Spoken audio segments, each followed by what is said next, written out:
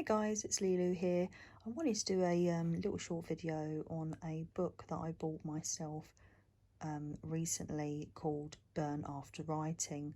Um, I, I think it's super cool and I think it's a really great idea, especially for, a lot of us that have been weighed down by thoughts and feelings and kind of stuck in their own mind and their own thoughts, especially this last year where we've had this COVID crisis and many of us haven't been able to, let loose and get out of the house and feeling cooped up and holding your tongue with your partners or friends or, whatever it might be. It's been a really stressful year, and I'm sure that all of us are carrying a lot of weight right now. And I thought this was a really super cool thing. So yeah, it's called Burn After Writing, and the author is Sharon Jones, for anybody that wants to have a little look for it online. I'll read the back. It basically says, how honest can you be when no one is watching? Tumblr, Facebook, LinkedIn, Twitter, Instagram, texting, Snapchat, YouTube. The world has become one giant confessional. So basically nothing is sacred, nothing is secret. Everything you do has to be publicised online in one form or another. The world has become one giant confessional, as it says. In the reversal of this trend, Burn After Writing encourages you to share nothing. With its incisive questions and thought experiments, this private journal challenges you to play a game of truth and dare with yourself. Push your limits, reflect on your past, present and future, and create a secret book that's about you and just for you. And when you're finished, toss it, hide it, or burn it after writing. Now, the whole idea of, writing and burning, it's very ritualistic, and I love it. I love the idea of it. I'm quite a spiritual person. I consider myself an eclectic spiritualist, and I have a lot of rituals and things that I do for myself personally that I have put together for myself, or I take ideas from various spiritual practices and things that sit right with me and tweak them to my liking. And there are rituals that I do for myself that include burning things, bay leaves as an example, writing on bay leaves. Now they've always say you write what your wishes are on bay leaves and burn them, but I've always seen burning as a bit of a purging exercise. And I burn away the things that I don't want. So that's personally how I look at this and how I look at that particular ritual.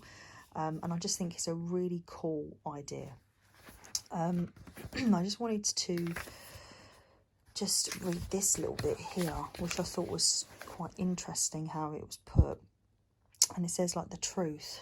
You can't hide from the truth, but it sure as hell can hide from you. They say the artist is one who uses lies to tell the truth. One thing's for sure, it's impossible to tell the whole truth, especially when you are writing about yourself. Sometimes the lie is in the omission, sometimes the lie is in the spin, but there is always an element of fiction because the talking or the writing is not the thing itself. The gap between the word and the moment is always too wide. How honest can you be with these questions? How does it feel to tell the truth? I suppose the real question here is, how possible is it to see yourself clearly through your own supremely biased eyes? However you choose to use this book, think about the truth before you answer. At least then you might know if you're lying or not. And I thought that was really interesting, actually, because I think we've become so conditioned to telling white lies, and not because we're liars, but because we don't want to upset people. We kind of bend the truth a little bit to hide things from people. And, so as an example, I'm a salesperson. Not the nicest job in the world. It can be a bit slimy and all those things you think about when you think of salespeople. Yeah, that's kind of my job and it sucks. And I often bend the truth so that I don't take the flack for certain things that go wrong, or I can soften the blow when I'm telling a customer that their order is stuck in Europe with this current Brexit shit situation at the minute. But, you know, we all bend the truth a little bit. You know, you've got to look at Instagram, and women and people are bending the truth by editing their photos in the slightest ways, whether it be, you know, adjusting the contrast or adding the lighting, or the world bends the truth. We're designed to do it, you know. But this book encourages you to say nothing but the brutal, honest truths about yourself, even if it hurts, you know. And obviously, it's just for your eyes only, providing you put it in a very, very special place, and eventually burn it at the end, so it's for nobody's eyes. But I just wanted to, I don't know, let's pick a page, just rando, just so you can see an example. So, people I miss, people I wish I never had met. The last time I said I love you, my greatest heartbreak. So those are quite toughos. First thing I bought with my own money. The age at which I became an adult. The person who had the greatest impact in my life. The person I have loved the most.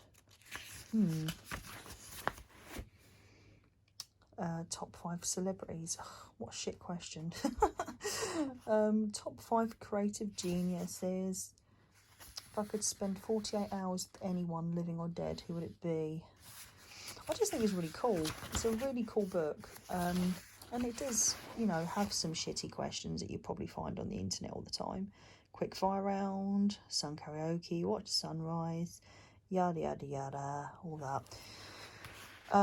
I think that there's a bit in it that's a bit fun, but there's also some stuff in it that really makes you do a bit of soul searching and think about how to answer things honestly. So I'm really looking forward to filling this out. I do a bit every day, and then I will video me burning this bad boy when I filled it out. And I'm kind of, as I say, I'm going to see it as a bit of a purging ritual. It's going to be a way of, you know, releasing all of those toxic feelings and all these painful feelings and things that I hold on to, because I'm terrible at holding on to stuff, you know, and beating myself up over things. I mean, I do have a blog, but it's always there to go back to and reflect on, where this is a way of purging and not reflecting on it. You're not rereading over it, and there isn't a chance for you to edit it or change it. It's just, you know, gone for good, you know, once you've written it down. So I really love that idea, and if anybody's, you know, interested in it, yeah, it's Burn After Writing, and it is by Leslie something or other. Sorry, why did I say Leslie? Sharon Jones. I probably said Leslie because Leslie is the name of my counsellor, and she helps me with a lot of purging, so maybe that was like a Freudian slip.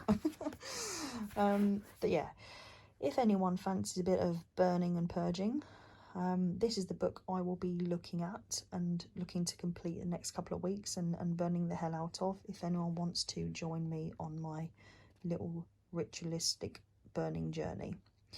Anywho, I haven't been feeling so great in general, because of Brexit being quite depressing at work, and also just generally having a hard time being cooped up in the house 24/7, because I'm a high-risk patient, and just, you know, generally fed up of not being able to do the things that I love, like listen to, you know, see live bands and see my friends, see my family. You know, all of these things are having quite an impact on my creative, you know, outlets and the energy to do things. And I'm feeling quite low in myself, and it's been a very difficult, you know, 11 months, and have worked from home now since February last year. So it's been a long old slog, and I'm very much looking forward to being out the other side of this shite. So yeah, I hope you're all staying safe, and I will see you in the next vid. Peace out, guys. Bye bye.